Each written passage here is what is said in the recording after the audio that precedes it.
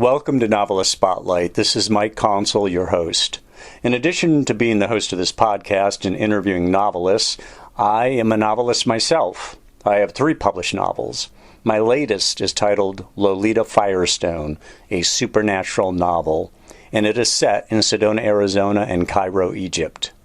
My previous novel is titled Family Recipes, a novel about Italian culture, Catholic guilt, and the culinary crime of the century. And my first novel is named Hardwood, a novel about college basketball and other games young men play.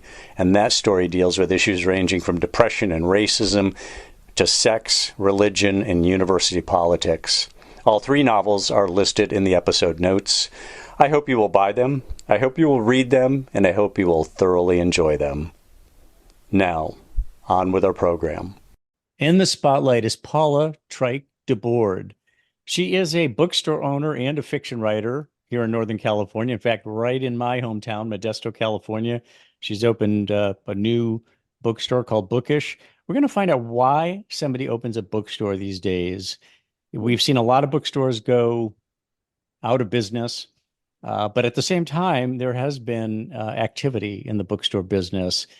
They tend to be smaller, they tend to be more niche, and they tend to be more connected to the community. And one of the things we're going to do is talk to Paula about why she started that bookstore, what kind of features has she brought to the bookstore to make it successful, or she's working on making it successful because it's practically a brand new store. It opened very recently, and she'll be joining us from one of the back rooms at the bookstore. And in addition to that, her love of books is pretty obvious when you consider that she's written 4 novels. We're going to talk about her writing. She's also working on a new book, which would be her 5th book. We'll ask about that and see what she can reveal about that. And all things bookstore, writing, literary, you name it. Paula, welcome to the program. Hello, thanks for having me. You bet. So I've been in your bookstore just one time, but I was drawn to it, of course, because people told me about the bookstore. I wanted to go see it for myself and take a look at what we have new right here in Modesto, California. Let's start with your motivation. You have the lovely bookstore there. Right off the bat, I saw you have a back room that's got that's a children's section. What motivated you to start a bookstore, especially when there's so much talk about how difficult it is to really make a bookstore successful these days? I mean, part of it was probably just hubris, honestly, and like me thinking I can make this thing work. But yeah, What also gave you that confidence? What gave you that confidence? Do you feel I very connected to the community and a lot of people who yeah, a you couple thought of you could things. turn into patrons? I I've never been a business owner. I've never been a bookstore owner, but I did always think like if I opened a bookstore, and I've been talking about this for years with my husband, it would be in the town we live in. I couldn't go do this somewhere else. Like I feel like I know these people, I know what this town is and what we need and what people are looking for. So yeah, that's and also I couldn't open a business in any other field because I know nothing about anything other than books. So this was literally, this is literally the place for me. Talk about you know this town, you know this place. What is Modesto? Tell us what you know about Modesto. Yeah, I've lived in Modesto for most of my life. I was born in Ohio, actually, and I have my education, my formal education outside of the state. But I've lived here for a long time. Been married, and married a local guy. I worked at the Modesto Bee and wrote for the Modesto Bee as a freelance writer for years, and really got close to the community through, you know, being involved in the newspaper.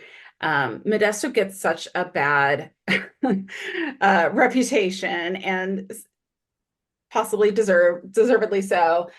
For What is a bad reputation for people who don't live here? What's the bad rap? for we are sometimes known for things like being the least literate city in the United States, or the highest rate of auto theft, or things like that. We tend to have these negative things said about us that, I don't know, perhaps there's some statistics that prove they're true, but the Modesto I know really isn't like that. There's a vibrant arts community here. There's a lot of really great nonprofits and talented people. There's a lot of makers and artists.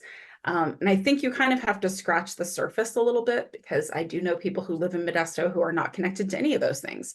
So I think you have to look a little bit to find it at times, but we have a really vibrant community, including like poetry slams every year that are sold out. Lots of reading and writing groups, tons of book clubs. I'm getting to know more and more of those through the bookstore. So I think there's so much that kind of combats that negative So reputation. you're connecting these book clubs and readership groups to the bookstore.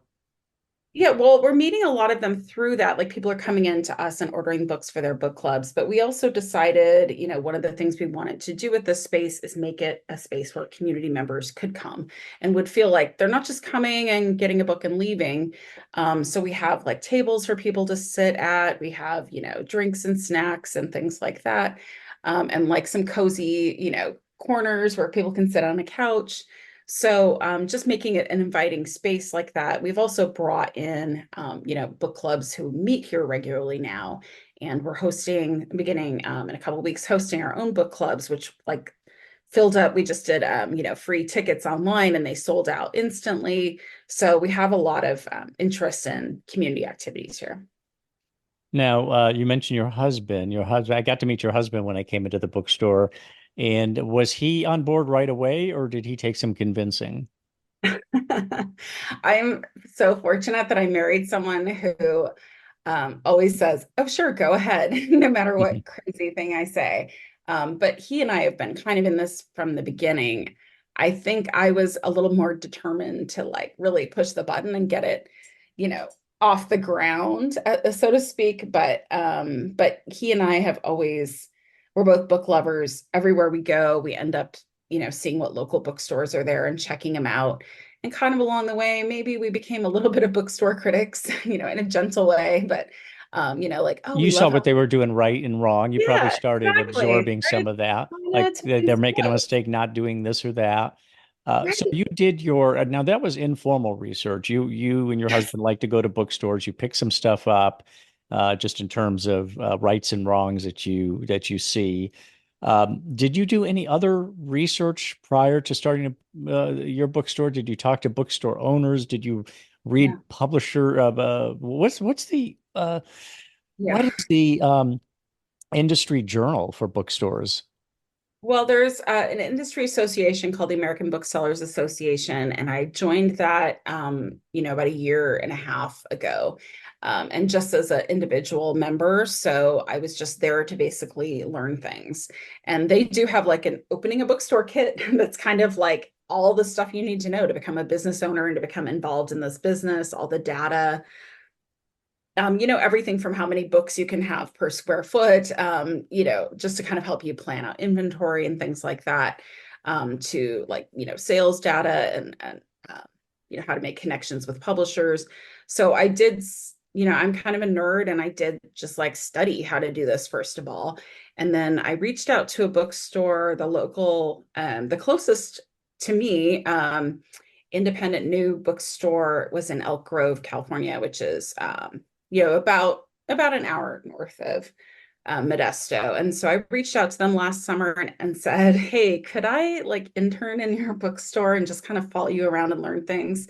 And I spent last summer doing that. They were amazing folks and so generous with their time. And that's been true basically of the entire book community. There's also a great few websites on, or I should say groups on Facebook that there's one called Independent Booksellers, that just, it's just people in the business talking about their business and answering questions and helping each other out. And I'm on that site pretty much constantly, Hmm, just just gleaning information from people. So interesting. there's a lot of people talking about it. It's a real industry and it's kind of a niche industry. I mean, just because you can sell books doesn't mean you can sell something else and vice versa. So it's really like learning what the market is and what are some good sales techniques and things like that. Yeah, so it is a lifestyle business when you say nobody opens a bookstore to get rich, just like nobody opens a winery to get rich, but it's a lifestyle. Right. Um, so you opened Bookish, your bookstore, when? So our official opening was on April 4, so just over 2 months ago. Okay, so you're very new. And you are stock it with what? What are the do you have fiction and nonfiction? Do you have certain genres you emphasize? Do you have categories like self-help and travel? Talk about the inventory. Yeah, so all of the above we have. So we do have for adults fiction and nonfiction. Our emphasis in fiction has been more in the romance and fantasy side, although we have a lot of general fiction as well. We carry young adult fiction and nonfiction, and also we have a huge kids section with pretty much all categories of nonfiction in there. And then in our general kind of nonfiction for adults, we have a smaller selection of things, but everything from memoir to history to current events, politics, cookbooks, travel, hobbies. So we're a new and used bookstore. So kind of the fun for me is that I'm the buyer for the store too. It's also a lot of work to do all of this at once, I've learned. But so I get to kind of be looking for what's new, what's coming up, what are trends, what's selling in the store. And our used books, that's just kind of a lot of fun. People bring in books to us, or we go out and buy used books, and it's just there's a lot of really hidden gems out there that it's like, I oh, I can't. bet. So I've heard, yeah, that there's a lot of people who have books that they don't even realize the value of them. Right. You Yeah. can go to a garage sale and it's like, whoa, looks like a first edition Hemingway or whatever. Yeah. And they just don't, it's just something they hung around and were never the one who bought it, maybe never read it, Right. but they possessed it and it was an opportunity for the person coming through to buy. Um, Now, what romance in fantasy? Because, well, romance is a huge genre. Is that one of the reasons you emphasize that because you know it's going to bring a lot of foot traffic? Yeah, there's just a huge amount of readership in the romance and fantasy, and we actually usually call them romantasy genre. And a lot of that is kind of spurred on by, like, say, sites like TikTok, where people are going on there, like book influencers, right? They're reviewing books, they're really hyping books that are coming out, and a lot of those happen to be in those genres. So there's a huge kind of readership that's come to books through TikTok, which I think is kind of fascinating. And also, like, these are younger people.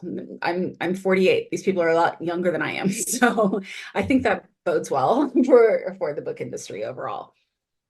Now, I suspect that the How to Open a Bookstore kit from the Booksellers Association might have said, be sure to have a children's section, have things for kids to do because parents are looking to take their kids somewhere where they can basically have them spend an hour or 2 hours, and the parents come with them, and the parents need something to do, and they're going to start browsing. Is it something along those lines? Would you be foolish to open a bookstore without having a kids section? I mean, there are obviously a lot of bookstores that have no kids section. They cater to their own clientele. I just think in our community, particularly, parents are always looking for things to do with their kids. We have a new children's museum that's opened here recently. It's been really popular. So that's obviously wonderful. But other than that, there haven't, especially during the summer, there's not a lot for parents to do with kids. And so we've been doing like twice weekly story time. We have a bilingual story time. Um, and we just have a kids area where kids can sit and draw. So they can color. We have some coloring books and paper and stuff out there. And they hang out there being adorable, and their parents go around, shopping. So it's good for everyone, I think. Now, you don't have a lot of square footage. Most bookstores do not. It's exceptions are, the Barnes and Nobles of the world and the former Borders of the world. So you have to be quite prudent about what you put on the shelves. And if somebody comes in, they say, "Gee, I'm looking for something from Norman Mailer." Yeah. You might or might not have that, or you might have his two most popular books, but nothing else. Well, I've already read those. Do you, how do you deal with that kind of a situation where somebody has a favorite author, they've come in, you have limited book space, so you might not have that author at all, or you might have only one representative book from that author. Do you find that to be a problem, or what's your strategy for dealing with that? Yeah, Sorry, I don't have it. You'll have to order online. yeah. So actually we have that problem a lot because we are a small space. We have about 5,000, a little more titles in here overall. So obviously that's not going to be every book. And we usually only carry, maybe, unless it's a new book, one or two copies of a book. So we kind of have a very fast moving inventory in that sense, where we're keeping on top of that. But in that scenario, if somebody came up looking for like executioner song, right, Northern Mail, Mm-hmm. like, oh shoot, we don't have that. We are able to order just about any book through like our wholesalers and so on, and get it within 2 to 3 days. So we do a lot of special orders for people, and then we just give them a call when the book comes in. So they can also go on our website. We have our full inventory up there. So people are often looking for our books on there. They'll email us like, do you have this book in a paperback? So we get a lot of traffic on the website, and then When kind you of. do that, when you do the ordering, Yeah. who are you ordering that book from? Are you ordering it directly from the publisher? Are you ordering it from the Independent Bookstores Association? Do you guys have, I mean, you don't want to just give that business to Amazon, correct? Yeah, right. We're not ordering from Amazon. They're doing entirely their own and different thing. So we're ordering directly from publishers, if possible, if we can do that. So I have setting up accounts still, we're only 2 months into this, so there's still a number of publishers I'd like to set up accounts with.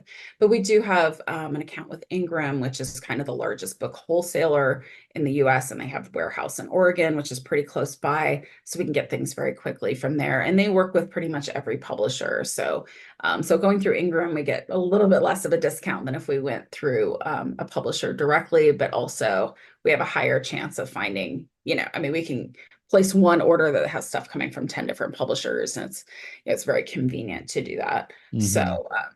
yeah, and still this has been like one of the learning curves for me, is kind of navigating all the different publishers requirements, like who can return something, what are the shipping terms, and so on. So that's been a little bit of the challenge, but it's coming together.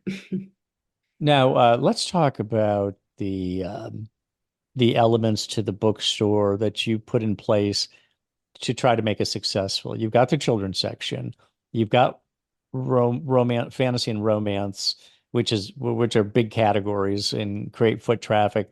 You've integrated into the community through um, book clubs, reading groups, and so on. Are there some other elements you can talk about that are components to your business plan that you're hoping will make your bookstore successful? Yeah, a few things. One thing we wanted to do from the beginning was make this like a bookstore that kind of celebrates Modesto, which again, for previous reasons, has not always been celebrated. So we reached out on our social media to local artists and artisans. So we have a wall of local art that rotates every month with a different artist. Most of the stuff available in our store, like stickers and journals and things like that, do come from local artisans, and gift greeting cards, and a whole lot of other things. So that's really cool that we can kind of give a platform to some and highlight some folks in our community. We also have a local author shelf. I know some bookstores kind of stray away from that. It is kind of a lot of work, I will be honest with you, because when a book sells and we have like 90 different authors from the 209 represented on our local author shelf, that is cutting a check to each of those people. So it is a bit of work, but also it's really cool that people, they want to see their book on a bookshelf. People come in and look for a book that they know was written by a local author. That's been really amazing. And one other thing that we are very close to getting off the ground is our coffee service. We have a mobile coffee cart within our store, and we'll just have a small menu of maybe 5 drinks that we're going to debut here in a couple of weeks. But we're working with a local roaster called Valente. They roast out of the Modesto Gospel Mission, which, if you're not in this area, is a mission that is like also a homeless shelter and kind of like job training focus and things like that. And so Valente is a social enterprise. They're not really in it for profit. They train people. They make really good coffee. They've made us a special blend called the Bookish blend that we're selling already the beans for. We That's just have great. we just have to pass one tiny little health inspection coming up. So, and then we'll be off and rolling. Talk about the name Bookish. Now, do you say the name of the bookstore is Bookish, or do you say Bookish Modesto? We just call it Bookish, but yeah, we have Modesto on our signage and everything, just because we are, trying to highlight Modesto. But yeah, we came up with about 3 different names for this bookstore over time, and they kind of changed as our location, as we narrowed down where in town we were going to be located. And then when we finally signed this lease, we had to come up with a name. But I am someone who was called bookish as a child in kind of a negative way. Very, very nerdy. I'm a little introverted. And You wear glasses and all I wear that. the big Yeah. glasses. Right. It's the revenge of the nerds these days anyway. All the nerds are the billionaires, right? Exactly. They're Well, the ones who yeah, are worth $100 billion of the nerds, the some of the people who nerds read books and wear glasses. So are right. no shame in that. That's a source of pride now. Yeah. So we just kind of tried to reclaim that. So we're part of, as we call it, the bookish community. Now, what does success look like for you when you think a year from now, 5 years from now, if you're able to say this thing really worked out for me, what's that success look like? Characterize it for us. Yeah. I mean, overall, as you've kind of alluded to, independent bookstores, we have a huge competitor, obviously, in Amazon. And I think success is going to look like people coming through our doors on a regular basis. It's not even so much about sales, although that's part of it too. But people coming to the store, they're seeking some kind of connection with someone. You can probably find that book on Amazon. You can probably get it cheaper. Maybe you can get it faster. But it's people coming in and wanting some kind of connection. They're going to have a cup of coffee. They're going to chat with us about a book. They're going to join a book club. They're going to bring their kids in for story time. So just like people through the door, I think, is something we would consider success. Success, yeah. And I would imagine in, 2 years, 3 years, you will be one of the most popular people in Modesto. You'll have all kinds of friends you didn't know you had because they're customers. They just come to hang out and they want to have a cup of the bookish blend of coffee with you, and your husband. And I mean, that's part of that lifestyle element that I talked about, just being able to spend time with people and having some common interests, having a belief in books, and just liking to hang out in a good space. Yeah. So go ahead, Paul. Were you going to add to that? No, I was just going to say we are also doing some events, like we have live music at night. We have something going on this Friday night, live music from 7 to 9. So we are trying to use the space in all kinds of different ways too. So we kind of designed this to be a flexible space. So all of our bookshelves in the middle of the store are on wheels, for example. Everything can be moved. The space can be made into whatever it needs to be made into for an event. So that's been kind of part of the fun of this. So how this will evolve in the future, I don't entirely know, but I think we have the space for it. And, it's just a matter of imagination of what we can configure. And you're prepared to respond to market conditions and anything new Oh, you yeah. learn, you're ready to respond to that. Will you be doing author readings at all, or is that something that's too complicated? Or um, I don't know that too many big name authors travel through Modesto or not. Would there We be are, author readings? we are planning to do author readings, and we're hoping to kind of scoop up some of the traffic that comes into the Bay Area or to Sacramento. So that's something I want to focus on toward the end of the summer and into this fall, is starting some of that. We do have a local author, Audrey Carlin, who's quite famous in the romance world, who's going to be doing Who's been her. on this podcast, by the way. She was on the Okay, podcast several months excellent. ago, and a great conversation with her. Yeah, she's very successful at what she does. Yes, so we're happy to be doing her hosting her book signing here for her upcoming release. So Nice. Now, to our listeners, the URL for the bookstore is in the episode notes, but it's simple enough. It's www.bookishmodesto.com. Again, in the episode notes, but so is Paula's URL for her website. As I said at the top, she's a novelist. She's got 4 novels out there. And Paula, tell us about what it is that you write about. I believe I asked you this when I came in the bookstore. I think you said family drama. Is that right, or is that giving it short shrift? no, that's quite all right. I do call it family drama. I like to write fiction that I call could be real fiction, stories about people at their kind of best and worst moments and their breaking points. Um, it's probably a little cruel of me as a writer to put people in these situations, but I do like to see what kind of things are possible. So I create characters, put them in a difficult situation, watch them figure it out. Yeah, no, that's what readers count on. So we'll run, let me just give our listeners the titles of your book. There's Here We Lie. There's also one called The Drowning Girls, drowning as in drowning in water, The Drowning Girls, The Fragile World, and The Mourning Hours, and mourning spelled as in tears flowing, Mourning, The Mourning Hours. Why don't we go through these one by one and you give us just a capsule summary of the concept, Paula. So let's start with Here We Lie, which is a 2018 publication date. So Here We Lie is about what? Yeah, so that's about two girls who are friends. I should say young women who are friends, and their friendship is torn apart by like a horrible secret. This book was also it was published around the time of like the beginning of the Me Too movement, which was purely coincidental, but was immediately kind of picked up as being relevant to that time period. So, kind of a weird coincidence in the writing and publishing world. How about The Drowning Girls, which was 2 years earlier, 2016? Yeah, Drowning Girls was set in Livermore, California. It was just not too far from here in Modesto. And that story is a story of like a teenage obsession. This one is definitely more of a psychological thriller. It was so much fun to write. Also, part of my hair turned white during it because it was crazy, but writing this book, but I ended up being very proud of it. How about The Fragile World?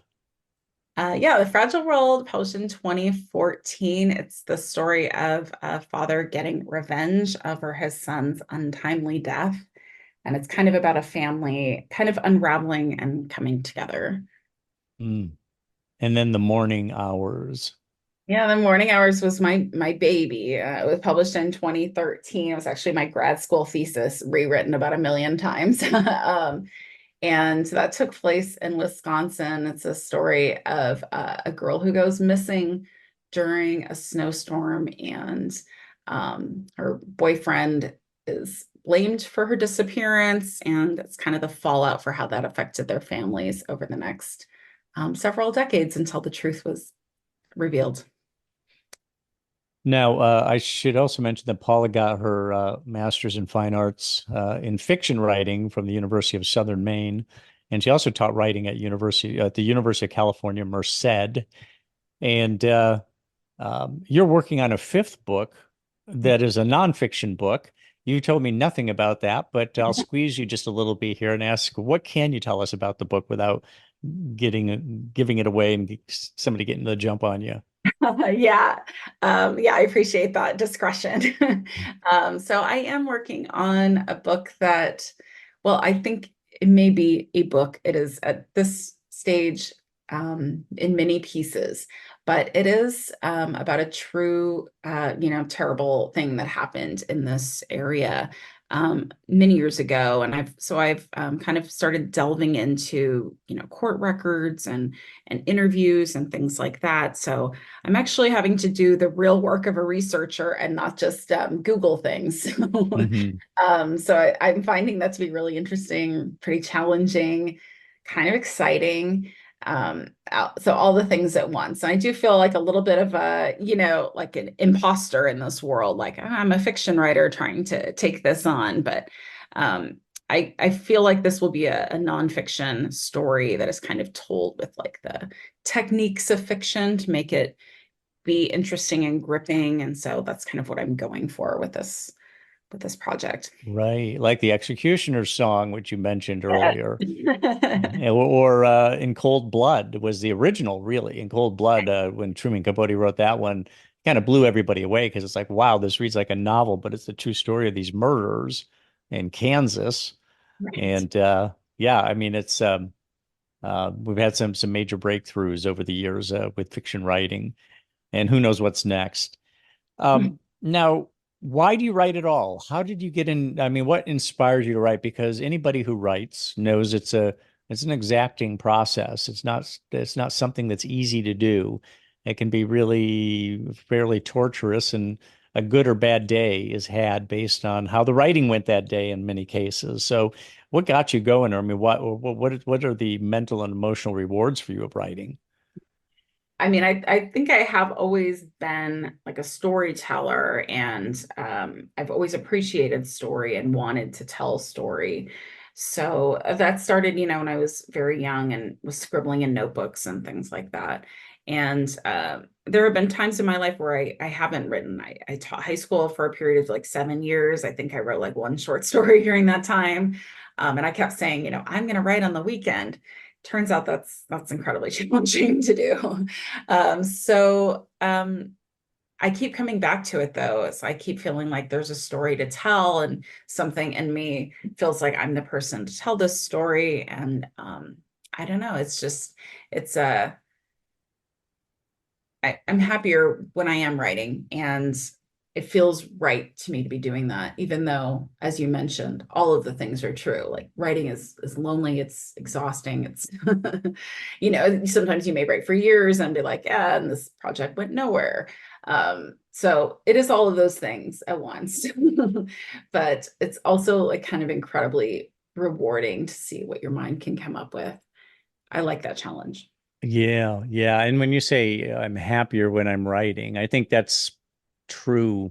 I think that's just one of the truisms of writing. I know I've said to my wife more than once that if I'm in a bad mood, just ask me if I've been writing. Have you been writing? Because I'm always in a better mood if I actually getting writing done rather than life gets busy. You can go a week, you can go a month without having touched something, and then it's kind of like, okay, now it's starting to show. Um, so what is your process when you're writing? Now let's talk pre-bookstore because I think your life has changed probably fairly dramatically since you opened Bookish. But prior to that, when you were in the throes of writing, were you a morning, evening, afternoon writer? What was kind of your process? Yeah, I'm typically a morning writer. I like to get up early. I just might, I don't know. Sometimes I try to sleep in, but my mind just wakes me up early. So that's a time when I feel like I can tackle things like ideas and so on. So I typically, when I'm in a writing, like I have a writing deadline, I have something I'm working toward, I'm gonna maybe 4 to 5 days a week, I'll write for a few hours at a time early in the morning. And I've done everything from like I literally had a semester I was teaching an early class, but I still wanted to get my writing in. So I'd wake up at 4 and I'd write from 4 to 6 and then get ready for class. To, 4 in the morning? 4 in the morning. I know it's Wow. not recommended, but But you're a morning person. I mean, some people they have more creative instincts in the evening, some in the morning. sure. Are you a morning person in terms of your Yeah, creative impulse? Yeah.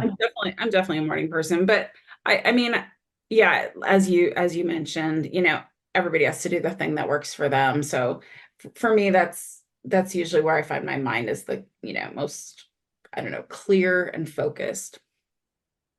Now that you've started Bookish and you're running a business, have you been finding time to write? And if you have been, has it changed at all, or are you still getting up early to do the writing? Yeah, I'm still getting up fairly early. I took some time off from this to just kind of get the business up and running a little bit.